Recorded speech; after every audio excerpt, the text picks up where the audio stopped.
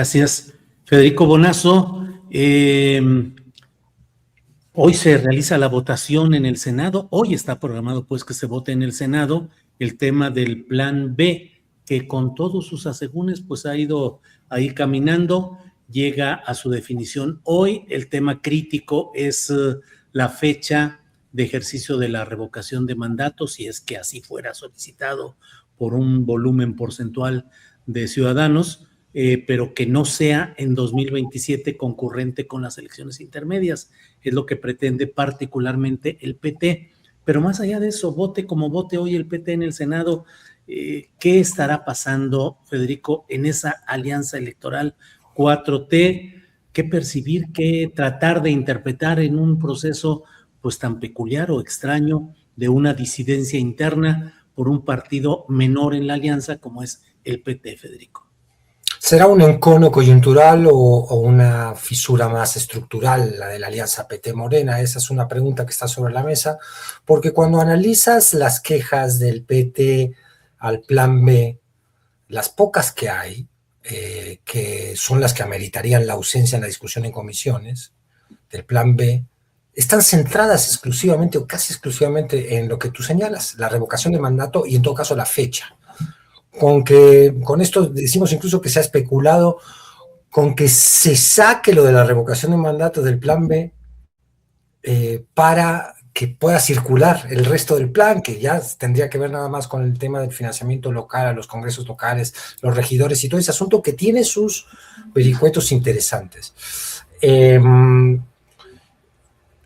Claro, porque habría una queja atendible de parte del PT, que es que si las elecciones legislativas intermedias, donde se define y se renueva una serie de cargos de representación popular y gubernaturas, y eso se convierte en un plebiscito de Claudia Sheinbaum, eso puede arrastrar o modificar también el resto del voto, ¿no? Y esa sería una apuesta de Morena. Es decir, a través del efecto plebiscitario de las elecciones intermedias, si es que el mismo día se hace el ejercicio de revocación del mandato, ahí se concentra un poquito más aún de votos a favor de Morena. Esto estaría molestando al PT. Hay que ver si el PT estratégicamente considera que una ruptura con Morena le puede servir en el mediano plazo.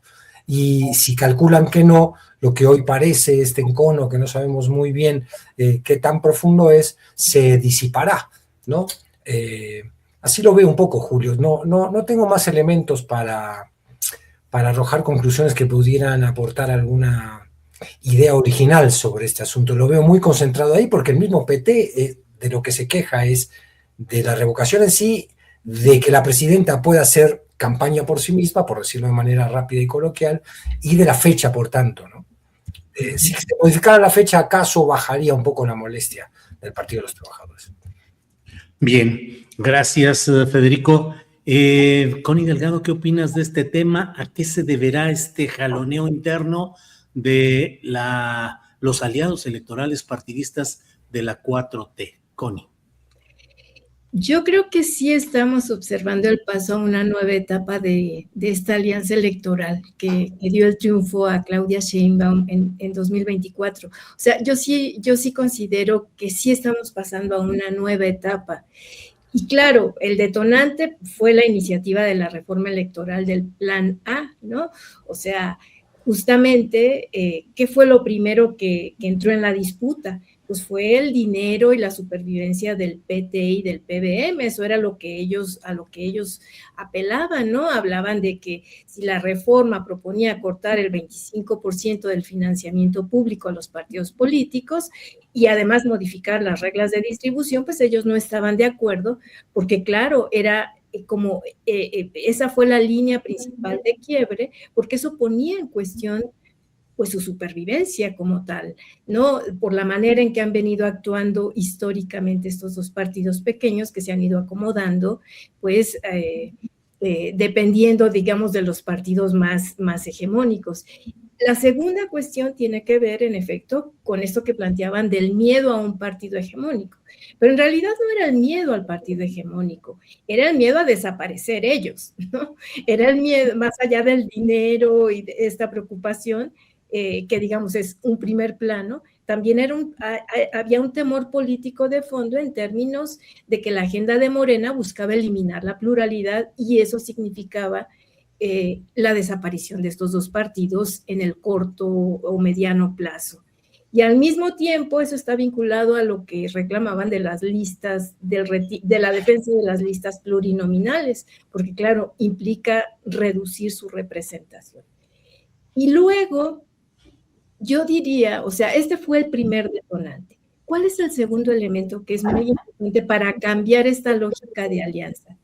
Pues las elecciones de 2027, porque en efecto lo que se abre ahorita es la disputa por las candidaturas de cara a estas elecciones y ambos partidos están apostando por ir en solitario o por lo menos con ciertos aliados en los que ellos consideran que van a obtener mayor ganancia. El PBM, obviamente, con San Luis Potosí, ¿no? O sea, se va por la libre de San Luis Potosí y considera que va a ganar San Luis Potosí. Y en el caso del PT, pues evidentemente está vinculado al tema de Zacatecas. O sea, ellos en realidad, ahí hay acuerdos con los Monreal en términos de que al PT le interesaría ir por esa vía, y claro, eso iría en contra de Morena, porque Morena no está apostando por esa candidatura, por el nepotismo y por todo esto, pero al PT sí le interesa. Entonces, este tercer elemento también está jugando de manera discordante. Y luego en el plan B, de algún modo, lo que se empieza a abrir aquí es pues que cada uno de estos partidos empiezan a exigir el pago por concederle a Morena la mayoría calificada en el Congreso. Entonces, claro, ellos ya se sienten con la fuerza y con la potencia para exigirle esto a Morena. Entonces, son elementos que están jugando, desde mi punto de vista, digamos, en lo inmediato, pero que esto está empezando a abrir esta idea de la democracia de mercado. Es decir, los partidos políticos ya no están dispuestos a ir en unidad, en alianzas con todo, sino que están dispuestos a negociar en cada caso en una especie de democracia de mercado, como hablaba Schumpeter en el siglo XIX, ¿no? En una escena en la que, claro, sí hay una democracia, o sea, la democracia sí se ejerce, pero solamente en las cúpulas partidistas, en las élites financieras, en las élites económicas. Y entonces, claro, estamos ante ese proceso de redemocratización en México de las cúpulas partidistas, donde la ciudadanía queda absolutamente relegada, y justamente allí era donde estaba la fuerza del plan A de la presidenta Sheinbaum, porque ella quería meter esa cuña en términos de una mayor participación ciudadana. Por eso lo desechan los partidos, fundamentalmente los aliados, obviamente también los opositores, pero digamos, en este ejercicio, lo que yo empiezo a ver es que ya no va a operar una alianza que actúe de manera unificada en bloque, sino que se va a ir negociando aspecto por aspecto, y en ese sentido se van a ir estableciendo las nuevas alianzas, porque eso, claro, le va a dar más fuerza a estos partidos políticos, porque siguen siendo fundamentales para completar, para que Morena complete la mayoría calificada. Entonces están jugando en dos bandas, en términos de ya la competencia autónoma, pero al mismo tiempo negociar cuestiones específicas. En efecto, la ciudadanía ya solamente miramos. Bien, Connie, gracias. Teresa, ¿qué opinas de este tema? PT, Alianza 4T, divergencias internas, degradación de las posibilidades de las alianzas electorales para reformas constitucionales con votación calificada, Teresa. Yo creo que lo que está pasando, Julio, y lo que pasó del plan A al plan B, sí es una señal de que la 4T ahorita, por la forma en la que decidieron también conformarse como alianza opositora, sin una línea ideológica que claramente los uniera y los vinculara al mismo proyecto nacional, se está agotando. Me parece que que sí es verosímil pensar que la reforma electoral fue la frontera entre una 4T que impactaría en el proyecto de nación y una 4T que en realidad ya solo tiene números para hacer reacomodos de asuntos de mucha menor importancia política. Con esto de importancia política pienso como en la distinción clásica entre los asuntos de la gran política, según Gramsci, y los asuntos de la pequeña política, de la grilla, la de las prebendas, de la cúpula que se enquista en los lugares de la toma de decisiones, ¿no?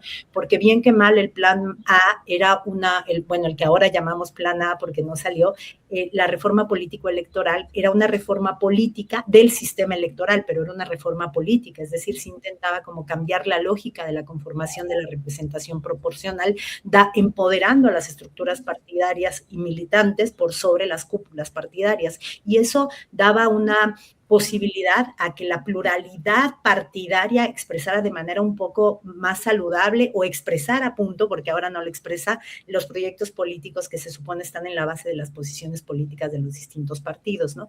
El plan B ya no es eso, el plan B en realidad para todos, no solo para la oposición y para el PT y el PBM, para todos es de un cortoplacismo y de un sacar algo, de una inmediatez de a los 3 años, es decir, es una discusión parlamentaria que se centra además de las regidurías, etcétera, pero ni siquiera la atención política está puesta ahí. En donde se centra la atención política es si Morena puede jugar a que la revocación le juegue a favor para paliar los efectos del voto de castigo en el interior de la República, cuya experiencia inmediata del 21 les dicen que es un elemento del que hay que cuidarse, y los otros partidos viendo cómo hacer para que la revocación de mandato no los condene más a la pequeñez absoluta, y en eso va muy comprometido el PT, ¿no? Es decir, el PT está intentando salvar el pellejo porque sabe que post plan A, el voto de castigo hacia el PT, que ni siquiera tiene la infraestructura clientelar que podemos encontrar en un San Luis Potosí o en un Chiapas con el Verde, ¿no? Sabe que está arriesgando incluso su propio registro. Y como yo dije hoy, Julio, que venía en ánimo musical de poner un soundtrack, yo oyendo a Lito y oyendo algunas interpretaciones acerca de la posible futura cercanía de MC con el PT, sí creo que le podemos dedicar a Alberto Anaya aquella de "Ven de cara tu amor", Alberto Anaya, porque ahí anda. Bien, bien, bien. Gracias, Teresa Rodríguez de la Vega.